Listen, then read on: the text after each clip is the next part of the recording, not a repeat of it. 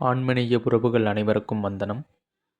உலகத்துல பார்த்தீங்கன்னா, நெறையா மொழி பேசக்கூடிய மனிதர்கள் இருக்காங்க. அதாவது வாழ்ந்துட்டு வந்துட்டுருக்காங்க. கரெக்ட்டுங்களா? இதுல மிகவுமே சிறப்பு வாய்ந்த அந்த தமிழ் மொழி, தமிழ் மொழிங்கிற அந்த அற்புதமான மொழிக்கு சொந்தக்காரங்க யாரு? அதாவது தமிழர்கள் அப்படின்னா யாரு? அப்படிங்கிறத தாங்க நம்ம இப்ப பார்க்க போறோம். சரிங்களா? இந்த வீடியோவுக்கு நீங்கள் ஃபஸ்ட் டைம் வரீங்கன்னா நம்ம சேனலை மறக்காமல் சப்ஸ்கிரைப் பண்ணி வச்சுக்கோங்க.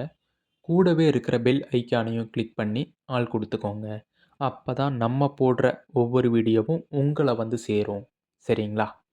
சரி வாங்க நம்ம வீடியோக்குள்ளே போகலாம். இப்போ பார்த்தீங்கன்னா உலகத்தில் தமிழர்கள் பார்த்தீங்கன்னா வெவ்வேறு நாடுகளில் போயிட்டு வேலை செஞ்சிட்ருக்காங்க. வெவ்வேறு நாடுகளில் பரவி இருக்கிறாங்க. கரெக்ட்டுங்களா? அதுலேயும் குறிப்பாக பார்த்தீங்கன்னா தமிழ்நாட்டில், அப்புறம் பார்த்தீங்கன்னா ஸ்ரீலங்கால தமிழர்கள் நிறைய பேர் இருக்காங்க. இவங்கள தமிழர்கள் அப்படின்னு பார்க்கணுமான்னு கேட்டிங்கன்னா, இல்லைங்க. இவர்கள தமிழ் பேசக்கூடிய ஒரு நபரா தான் பார்க்கணுமே ஒழிய, தமிழ் பேசுறதுனால இவர்கள் தமிழர்களா? அப்படின்னு ஒரு கேள்விய கேட்டீங்கன்னா, அது ஒரு கேள்விக்குறியா தான் இருக்குமே ஒழிய, ஒரு பதிலா இருக்காது. அப்படிங்கிறது நீங்க புரிஞ்சுக்கணும். அப்போ இவங்கலாம் தமிழ் பேசுறவங்கலாம் தமிழர்கள் இல்லையா? அப்படின்னு கேட்டிங்கன்னா, நிச்சயமா இல்லைங்க. தமிழ் பேசுனா தமிழரா? அப்படின்னு கேட்டிங்கன்னா, அது ஒரு கேள்விக்குறி தான். இப்போ ஒரு சிறந்த உதாரணம் ஒண்ணு நம்ம பார்ப்போங்க. சரிங்களா? இப்ப நம்ம தமிழ் பேசிட்டு இருக்கோம். தமிழ்நாட்ல இருக்கோம்னு வைங்களேன். ஒரு உதாரணத்துக்கு ஒரு நபர எடுத்துக்குவோம். இவர் பார்த்தீங்கன்னா, ஒரு தொழில் துறையில நல்லா டெவலப் ஆயி, ஒரு இடத்துல ஒரு ஐடி நிறுவனத்தில வேலை செஞ்சுட்டு இருக்காருன்னு வைங்களேன். இவரு புரமோஷன் கிடைக்குது இவருக்கு, அந்த கம்பெனில.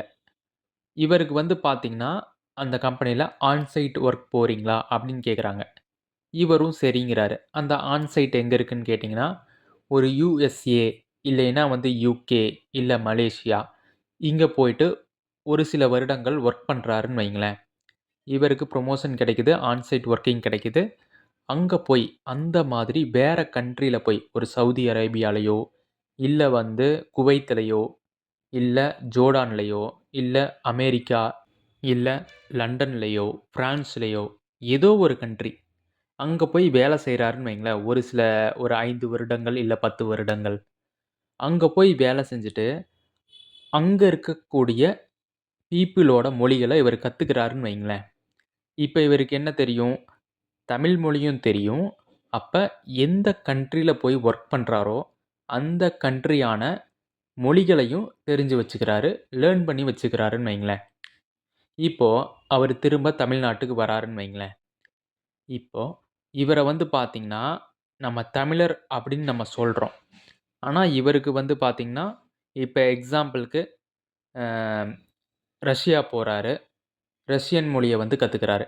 அப்ப இவரு ரஷ்யன் மொழி பேசிட்டு இருக்கிறதுனால, இவர் ஒரு ரஷ்யன் அப்படின்னு சொல்லி நம்ம சொல்லுவோமான்னு கேட்டீங்கன்னா, கிடையாதுங்க. கரெக்ட்டுங்களா? அப்ப இவர என்னன்னு சொல்லுவோம்? இவர் ஒரு தமிழர் அப்படின்னு சொல்லிட்டு, மத்த கண்ட்ரில இருக்கிறவங்க இவர தமிழர் அப்படின்னு சொல்லுவாங்க. கரெக்ட்டுங்களா? இப்ப நம்ம எல்லாரும் இங்கிலீஷும் பேசுறோம். கரெக்ட்டுங்களா?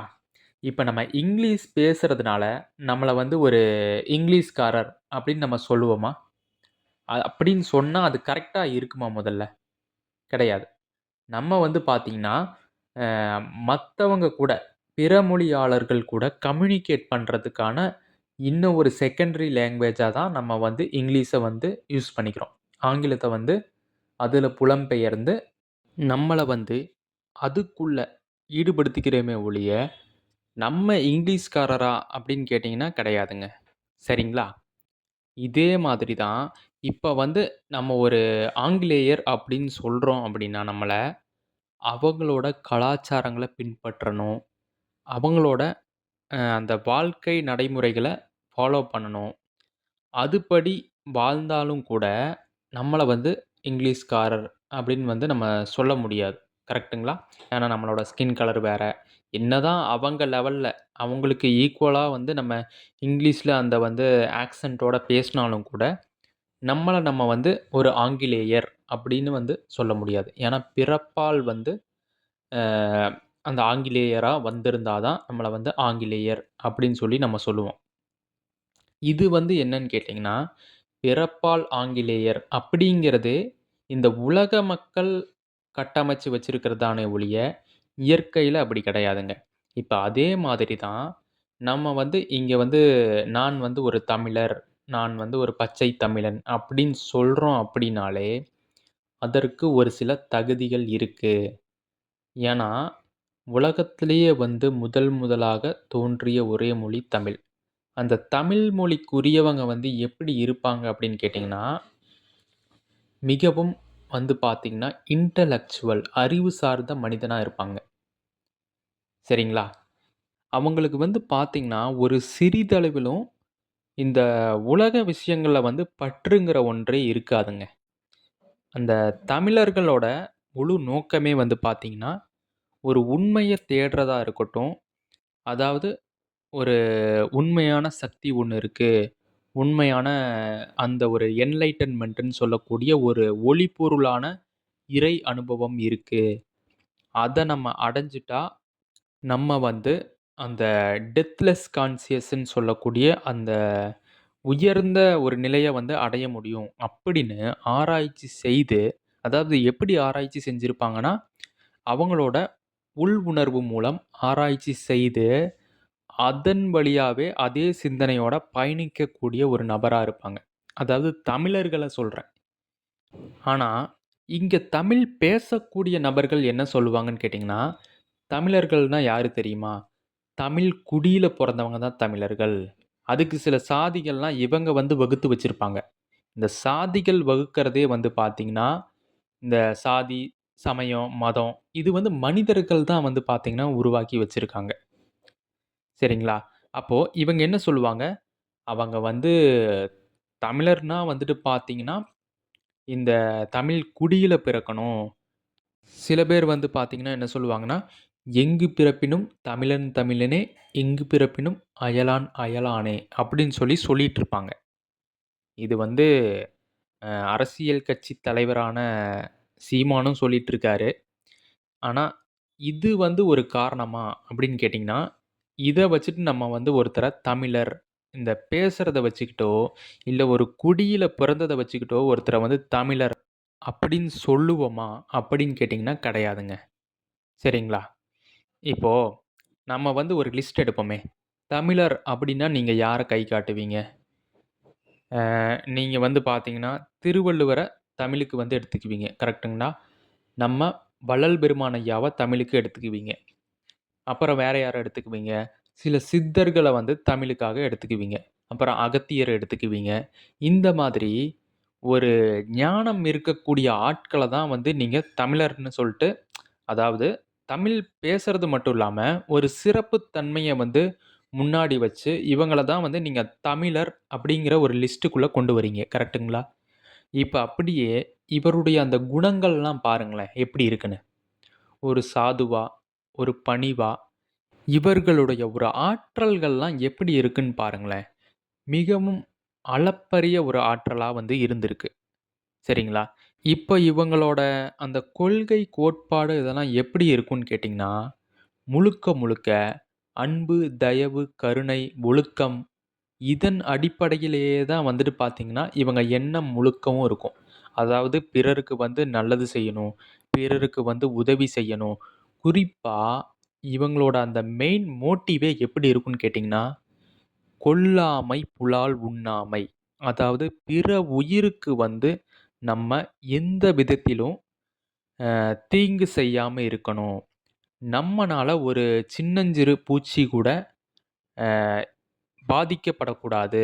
அப்படிங்கிற ஒரு பரந்த மனப்பான்மையுடைய ஒரு தன்மை கொண்ட ஒரு உள்ளம் கொண்ட ஒரு மனிதரா வந்து இவங்கலாம் வாழ்ந்துட்டு இருந்திருக்காங்க. கரெக்ட்டுங்களா? இப்பவும் வாழ்ந்துட்டு தான் இருக்காங்க. இன்விசிபிள் ஃபார்ம்ல. அது வந்து நமக்கு தான் தெரியாம இருக்கு. இன்விசிபிளாவும் எல்லா இடத்துலயும் பரவி இருக்கிறாங்க. இம்மோர்டாலிட்டியாவும் இருக்காங்க. அதாவது அழிவில்லாம, மரணமில்லா பெருவாழ்வுல வாழ்ந்துட்டு தான் இருக்காங்க. கரெக்ட்டுங்களா? இப்ப நம்ம தமிழர் அப்படின்னு சொல்றோம் இல்லைங்களா?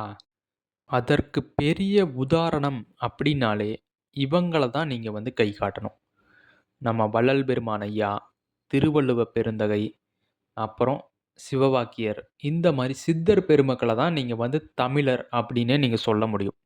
ஏன்னா, தமிழர்களுக்கு உண்டான அந்த குணாதிசயம் வந்து இவங்களுக்கு தான் இருக்கு. இப்ப இந்த குணாதிசயம் வந்து இப்ப வாழ்ற மக்களுக்கு இருக்கா அப்படின்னு கேட்டீங்கன்னா, அது ஒரு கேள்விக்குறியா தாங்க இருக்கு. ரொம்ப ரேரா தான் இருக்கு. ஒரு 100ல ஒரு 2% இருக்கு. அதுவே அதிகம் தான் நான் சொல்லுவேன்.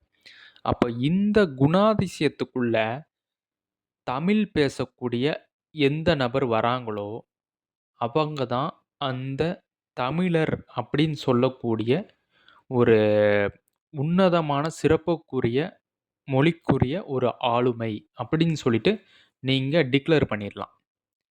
இப்போ நீங்க ஒரு கேள்விய கேட்கலாம்.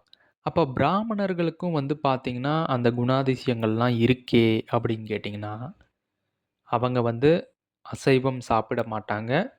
ஒரு சில விஷயத்துல வந்து பார்த்தீங்கன்னா, அந்த குணம் சாதுவா இருப்பாங்க.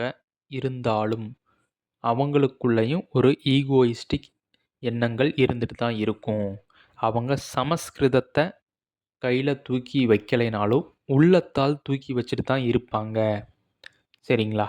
தமிழர்களுக்கு மட்டும் தான் அந்த பரந்து விரிந்த அந்த பிராட் மைண்டட் திங்கிங் இருக்கும். அதுதான் நம்ம வள்ளல் பெருமான் ஐயா, அப்புறம் திருவள்ளுவர் இவங்களோட புத்தகங்கள்லாம் நீங்க எடுத்து படிச்சு பாருங்க. அடுத்தவங்களுக்கு உதவி செய்யணும். எல்லா உயிரையும் தன்னுயிர் போல சுயநலமில்லாத உறவுகளாக பார்க்கணும். அப்படிங்கிற எண்ணம் யாருக்கு வரும்? அதுதான் இவங்க வந்து எடுத்துக்காட்டா இருக்காங்க. இப்போ ஒரு அமெரிக்காக்காரர் வராரு. அவர் வந்து பார்த்தீங்கன்னா, தமிழ்ல ஒரு ஈடுபாடு இருக்குன்னு வைங்களேன். இப்ப அவர் வந்து நல்லா தமிழ் கத்துக்கிறாரு. இல்லைன்னா ஒரு சைனால இருந்து ஒருத்தர் வராரு. தமிழ் வந்து நல்லா கத்துக்கிறாரு, தமிழ்நாட்ல வந்து. இவர வந்து ஒரு தமிழர் அப்படின்னு நம்ம சொல்லுவோமா? நிச்சயமா நம்ம வந்து சொல்ல மாட்டோம். ஏன்? ஏன்னா, அவர் என்னதான் தமிழ்ல படிச்சாலும், தமிழ கத்துக்கிட்டாலும், உணர்வு ரீதியா வந்து பார்த்தீங்கன்னா, அவருடைய எண்ண ஓட்டங்கள் வேற மாரி சிந்திக்கும். அந்த எண்ண ஓட்டங்கள் எப்படி இருக்கும்னு பார்த்தீங்கன்னா, அவர் அந்த வளர்ந்த அந்த சைனாவுக்குரிய அந்த புத்தர், அங்க இருக்கிற அந்த போதி தர்மர் இந்த மாதிரி இருக்கும் இல்லைங்களா? அவருடைய எண்ண ஓட்டங்களோட கலந்து வேலை செய்யும். இப்ப அதே மாதிரி தான் அமெரிக்கால இருந்து ஒருத்தர் வராரு, தமிழ் கத்துக்கிறாரு அப்படின்னா, அவருடைய எண்ண ஓட்டங்கள் எப்படி இருக்கும்னு கேட்டீங்கன்னா, அவரு அமெரிக்கா சைட்ல இருந்த ஞானி எப்படி இருப்பாரோ, அந்த மைண்ட் செட்ல தான் இவரோட எண்ண ஓட்டங்கள் இருக்கும். அவரு என்னதான் தமிழ படிச்சிருந்தாலும். அதனால தான் இவருக்கும் நம்ம தமிழர்களுக்கும் நெறையாவே வேறுபாடு உண்டு. சரிங்களா? இவர்கள வந்து நம்ம தமிழர் அப்படின்னு சொல்லி சொல்ல முடியாது. இதே கேட்டகரியில தான் தமிழ்நாட்ல தமிழ் பேசிட்டு இருக்கக்கூடிய தமிழ் உள்ளங்களுக்கும் பார்த்தீங்கன்னா, நம்ம தமிழர் அப்படின்னு இவங்கள சொன்னாலும், அவர் உணர்வு ரீதியாகவும், குண ரீதியாகவும் தமிழரா இருக்க மாட்டாங்க. அந்த செல்கள் ஒவ்வொரு உடம்புல உள்ள ஒவ்வொரு ஆர்கன்ஸும் இருக்கு பார்த்தீங்களா? அது எல்லாமே தமிழ் மயமா மாறணும். நம்ம தமிழ் கடவுள் முருகன் அப்படின்னு சொல்றோம் இல்லைங்களா? இப்ப பார்த்தீங்கன்னா, எல்லா தமிழர்களுமே முருகன வந்து கும்பிடுறாங்க. தமிழர்கள்னா, தமிழ் பேசக்கூடியவர்கள் முருகன கும்பிடுறாங்க. ஆனா, அவர்களுக்கு ஏன் முருகனுக்குரிய அந்த பணிவு, அடக்கம், ஒழுக்கம் அந்த மாதிரியான ஒரு தன்மை, ஒரு அருள் குணம் கொடுக்கக்கூடிய தன்மை இல்ல? நல்லா நீங்க யோசிச்சு பாருங்க. அப்போ இவங்கள வந்து அந்த தமிழர் அப்படிங்கிற ஒரு லிஸ்ட்ல வைக்கலாமா? அப்படின்னு கேட்டீங்கன்னா, நிச்சயம் வைக்க முடியாதுன்னு உங்களுக்கே புரிஞ்சிரும். ஆனா, இந்த வீடியோவ பார்க்குற தமிழ் பேசக்கூடிய சில அன்பர்களுக்கெல்லாம் நம்ம பேசுறது வந்து பார்த்தீங்கன்னா, கோவமா இருக்கும். நம்ம மேல வந்து பார்த்தீங்கன்னா, ஒரு வெறுப்பு வரும். "என்ன நீங்க மட்டும் தான் தமிழர்ன்னு சொல்றீங்களா? அப்ப வந்து யாரு அசைவம் சாப்பிடலையோ, அவங்க மட்டும் தான் தமிழர்ன்னு நீங்க வந்து டிக்ளேர் பண்றீங்களா?" அப்படின்னு சொல்லிட்டு ஒரு வெறுப்பு வரும். நான் என்ன சொல்ல வரேன்னு கேட்டிங்கன்னா, இத நான் சொல்லலைங்க. நீங்களே உண்மை என்னன்னு தேடி தெரிஞ்சுக்கோங்கன்னு சொல்றேன். நீங்க நல்லா யோசிச்சு பாருங்களேன். நீங்க வந்து இப்போ உங்களுக்கு வந்து முருகப்பெருமான ரொம்ப புடிக்குது. அப்போ நீங்க என்ன பண்றீங்க, ஒரு 5 நாள் முருகன வந்து கும்பிடுறீங்க, வழிபடுறீங்க. 6வது நாளும் கும்பிடுறீங்க. 7வது நாள் முருகனுக்கு சட்ற சாத்திட்டு, நீங்க என்ன பண்றீங்க, அதாவது திரைய போட்டு மூடிட்டு, நீங்க வந்து பிற உயிர்கள வந்து துன்பப்படுத்தி, இறைச்சி உணவுகள சாப்பிடுறீங்க. கரெக்ட்டுங்களா? இது வந்து முருகன் ஏத்துக்குவாரா? நீங்களே ஒரு கேள்விய நீங்களே கேட்டுக்கோங்க. கண்டிப்பா ஏத்துக்க மாட்டாருன்னு உங்களுக்கே தெரியும். இப்ப இன்னொரு கேள்வி கேட்கிறேன். நீங்க வந்து மிகுந்த ஒரு முருகப்பெருமானுடைய ஒரு பக்தர் அப்படின்னு வச்சுக்கிட்டீங்கன்னா, நீங்க ஒரு பழனியிலயோ, இல்ல வந்து பார்த்தீங்கன்னா, திருப்பரங்குன்றத்திலயோ, இல்ல திருச்செந்தூருக்குள்ளேயோ, நீங்க ஒரு கோழிய வெட்டி, இல்ல ஆட்ட வெட்டி, கறி துண்டுகள ஒரு கவர்ல போட்டுட்டு, எனக்கு புடிச்ச முருகனுக்கு நான் இத படைப்பா படைக்கப் போறேன், படையல் வைக்கப் போறேன், அப்படின்னு நீங்க வந்து கோவிலுக்குள்ள அந்த கறி துண்டுகள எடுத்துட்டு போனீங்கன்னா, முருகன் ஏத்துக்குவாரா? நீங்களே கேள்வி கேட்டுக்கோங்க உங்கள. ஆனா நீங்க என்ன பண்றீங்க, முருகன் மேல இருக்க அதீத நம்பிக்கை, பக்தியில நீங்க என்ன பண்றீங்க, அவர் எத கேட்டாலும் எனக்கு குடுப்பாரு, அப்படின்னு சொல்லி நீங்க வேண்டுறீங்க. சில சமயங்கள்ல நீங்க வைக்கிற கோரிக்கைய அவரும் உங்களுக்கு வந்து பண்ணி குடுத்துடுறாரு. அவருடைய கருணை, இரக்க குணத்தால பண்ணி குடுத்துடுறாரு. ஆனா, நீங்க வந்துட்டு அவருக்கு புடிச்ச விஷயமான கொல்லாமை, புலால் உண்ணாமைக்கு வரீங்களா? அப்படின்னு கேட்டீங்கன்னா, வர்றதில்ல. கரெக்ட்டுங்களா? ஏன்னா, உங்களுடைய சுவையினால அத அடக்க முடியல. இதுதான் விஷயம். சரிங்களா? இப்போ நீங்க தமிழர் அப்படின்னா, யார எடுத்துட்டு வருவீங்க? நீங்களே பாருங்க. முருகர எடுத்துக்குவீங்க. தமிழ் கடவுள் முருகர் அப்படின்னு கொண்டு வருவீங்க. அப்புறம் வந்து யார கொண்டு வருவீங்க? வள்ளலார கொண்டு வருவீங்க. அப்புறம் வந்து யார கொண்டு வருவீங்க? திருவள்ளுவர கண்டிப்பா கொண்டு வந்துருவீங்க.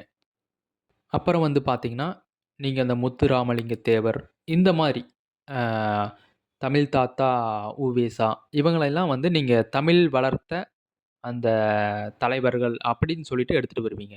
ஆனா, இவர்களுடைய குணாதிசயம் எப்படி இருக்குன்னு கேட்டீங்கன்னா, முழுக்க முழுக்க அறம் சார்ந்த ஒரு பிற உயிர்களுக்கு வந்து பார்த்தீங்கன்னா, இரக்கம் அதிகமா வச்சு உதவி செய்யக்கூடிய ஒரு குணாதிசயம் கொண்ட ஒரு ஞானிகள் பெருமக்களா இருக்காங்க. அந்த மாதிரி உங்களுக்கு ஏன் வரமாட்டேங்குது எண்ணம்? உங்க குணாதிசயம் ஏன் அந்த மாதிரி மாற மாட்டேங்குது? அப்போ நீங்க தமிழ தூக்கி பிடிக்கணுங்கிறதுக்காக இவங்கள வச்சுக்கிறீங்களே ஒழிய, உணர்வு ரீதியாவும், உண்மை ரீதியாவும் வேறுபடுறீங்க. அப்படின்னு தான் உங்கள வந்து புரிஞ்சுக்க முடியுதுங்க. இப்ப பார்த்தீங்கன்னா, அ அரசியல் கட்சி தலைவர், அதாவது நாம் தமிழர் கட்சி தலைவரான சீமான் அவர்கள் வந்து பேசுவாரு. அ பார்த்தீங்கன்னா, தமிழர் தமிழர்ன்னு பேசிட்டு, பின்னாடி வந்து மாட்டுக்கறி சாப்பிடுங்க, உடம்புக்கு ஆரோக்கியம் தரும். ஆட்டுக்கறி சாப்பிடுங்க, உடல் வந்து புத்துணர்ச்சியா இருக்கும். இப்படின்லாம் வந்து சொல்லிட்டுருப்பாரு. நான்வெஜ் வந்து எடுத்துக்கிட்டா தான் உடம்பு வந்து ஆரோக்கியமா இருக்கும். நான் ஆமக்கறி சாப்பிடுறேன். இதெல்லாம் வந்து என்னன்னு கேட்டீங்கன்னா, நீங்க தமிழர்ன்னு சொல்லக்கூடிய நபர்கள் சாப்ட்டுருக்காங்களா? அப்படின்னு சொல்லிட்டு நீங்களே பார்த்துக்கோங்க. அப்ப நீங்க வந்து யார தமிழர் சொல்றீங்க? யார வந்து தமிழர்ன்னு வந்து கோடிட்டு காட்டுறீங்க? அதுதான் இங்க ஒரு கேள்விக்குறியா இருக்கு. கரெக்ட்டுங்களா? தமிழர் அப்படின்னு ஒருத்தர் தன்னை வந்து தமிழர்ன்னு சொன்னா தான் நமக்கு பெருமையா இருக்கும் அப்படின்னு நினைக்கிற எல்லாருமே, ஃபர்ஸ்ட்டு வந்து பார்த்தீங்கன்னா, கொல்லாமை, புலால் உண்ணாமைங்கிற தத்துவத்துக்கு வந்தாலொழிய, அவர்கள் தமிழர் அப்படின்னு சொல்லிட்டு சொல்லிக்கக்கூடிய தகுதியே அவருக்கு இருக்குன்னு சொல்லிட்டு நீங்க புரிஞ்சுக்கணும் இதுல. யாருக்கு அந்த இரக்க குணம், பிற உயிர்கள் மீது அக்கறை இன்மை, பிற உயிர்கள் மீது கருணை இல்லாமை, இந்த விஷயம்லாம் இல்லையோ, அவர்கள் தமிழர் என்று சொல்லிக்கக்கூடிய அளவிற்கு தகுதி இல்லாதவர் அப்படின்னு சொல்லிட்டு நீங்க புரிஞ்சுக்கணுங்க. தமிழ் வெறுமனே பேசுறதுனால அவர்கள் தமிழர்கள் அப்படின்னு சொல்லிட்டு நீங்க ஏத்துக்க முடியாது. அவர்கள் மாறாக தமிழ் பேசக்கூடிய ஒரு நபரா தான் இருக்காரே ஒழிய, அந்த தமிழுக்கு உண்டான அந்த உணர்வு என்பது குறைவாகவே உள்ளது. அவர்கள் வெறும் தமிழ் தமிழ் என்று தமிழை பெருமைப்படுத்தி, நானும் அந்த கேட்டகரி, அந்த ஒரு மொழிக்குள் தான் வந்து உயிர் வாழ்ந்தேன் அப்படின்னு சொல்லிட்டா பெருமை அடிக்க முடியும். அப்படிங்கிற ஒரு காரணத்தினால தான் தமிழ தூக்கி பிடிக்கிறாங்களே ஒழிய, மத்தபடி அவங்க வந்து பார்த்தீங்கன்னா, அந்த கொல்லாமை புலால் உண்ணாமை என்கிற பெரும் கோட்பாடு வரும்பொழுது, அவர்கள் அதிலிருந்து விலகுகிறார்கள் அப்படின்னு வந்து நீங்க தெரிஞ்சுக்கணுங்க.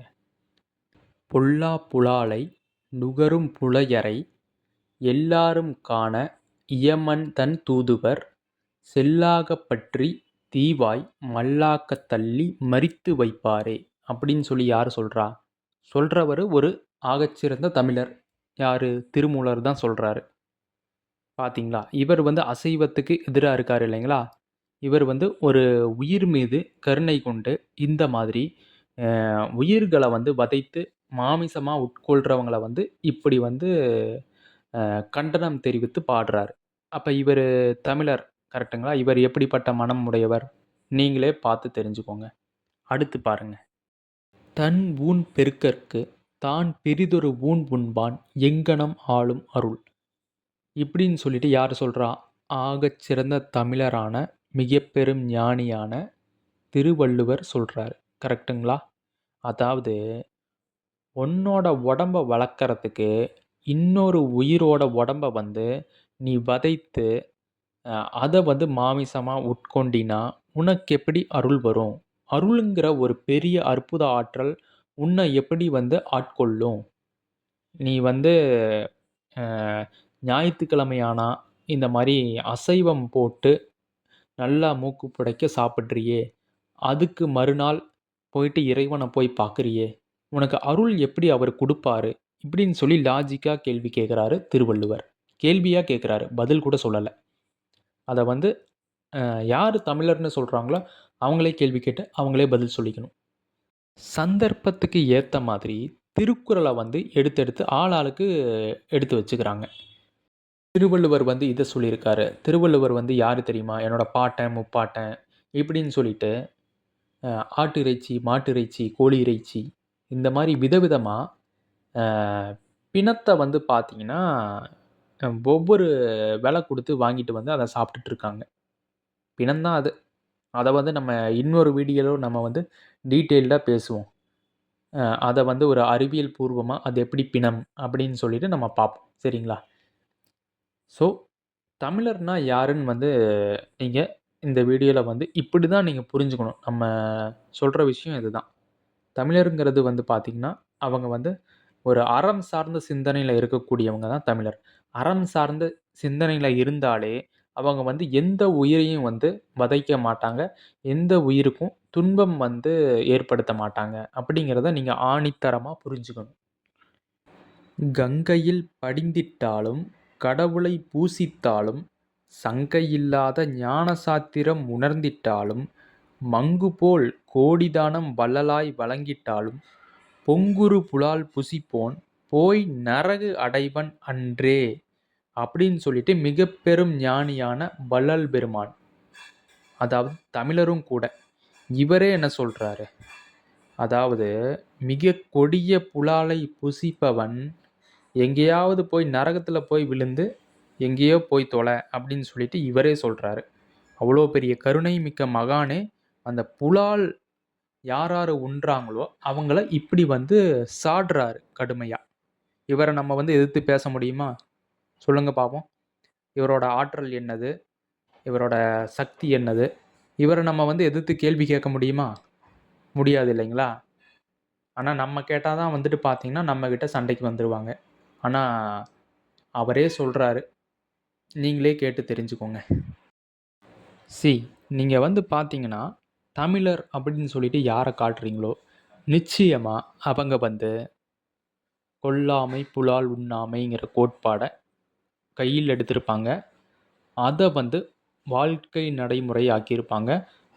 அந்த தமிழர் வந்து பார்த்தீங்கன்னா, கருணை வடிவமா, உடலே வந்து பார்த்தீங்கன்னா, ஒளி தேகம் உடைய ஒரு மகானா தான் காட்சியளிப்பாங்களே ஒழிய, நிச்சயமா அவர் வந்துட்டு தமிழர் அப்படின்னு சொல்லிட்டு இப்போ இருக்கிற காலகட்டத்தில் இருக்கக்கூடியவங்க தமிழ் பேசக்கூடிய நபர் மாதிரி அவங்க இருக்க மாட்டாங்கங்கிறத நீங்கள் புரிஞ்சுக்கணுங்க.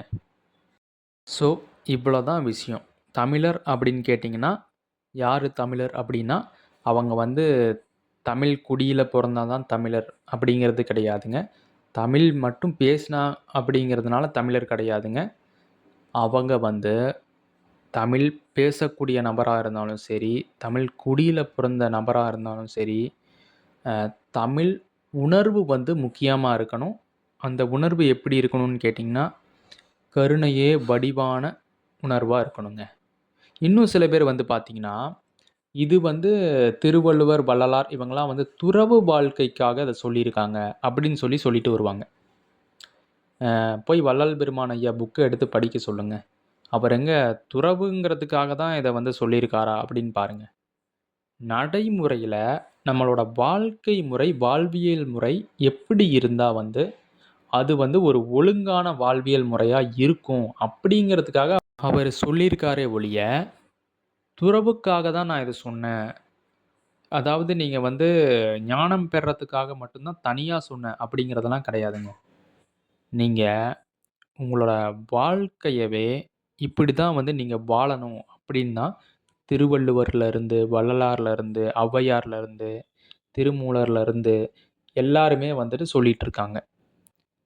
துறவுக்காக மட்டும் அப்படின்னா, அது வந்து வாழ்க்கை முறை அல்ல அப்படின்னு நீங்க தெரிஞ்சுக்கணும். நம்ம சன்மார்க்க அன்பர்கள் புரிஞ்சுக்க வேண்டியது என்ன விஷயம்னு கேட்டிங்கன்னா, தமிழர்கள் அப்படின்னா இதுதாங்க விஷயம். இவங்க தான். இவங்கள வந்து பார்த்து, இவங்களோட குணாதிசயம் என்ன அப்படின்னு அதுபடி நம்ம வாழ்க்கை முறைய நடத்தணும். நம்மனால வந்து அதுபடிலாம் நடக்க முடியுமா அப்படின்னு கேள்வி கேட்டீங்கன்னா, அதுபடி வாழ முடியலைனாலும், அதன் வழியில நம்ம முயற்சிக்கலாம் இல்லைங்களா? அந்த ஒழுக்கத்துக்கு வந்து வர முயற்சிக்கலாம் இல்லைங்களா? அந்த ஒழுக்கத்துல இருந்தா தான், நம்ம சன்மார்க்க அன்பர்கள் அடைய வேண்டியத அடைய முடியும். "காலம் உள்ளபோதே இந்த ஆன்ம லாபத்தை பெற்றுக்கொள்க" அப்படின்னு சொல்லியிருக்காரு நம்ம வள்ளல் பெருமான் ஐயா. அதுக்கு நம்ம அடிப்படையான ஒழுக்கமே இல்லைங்களே! கேட்டா நான் தமிழன். நான் வந்து இப்படி தமிழ்ல வந்து பேசுவேன்.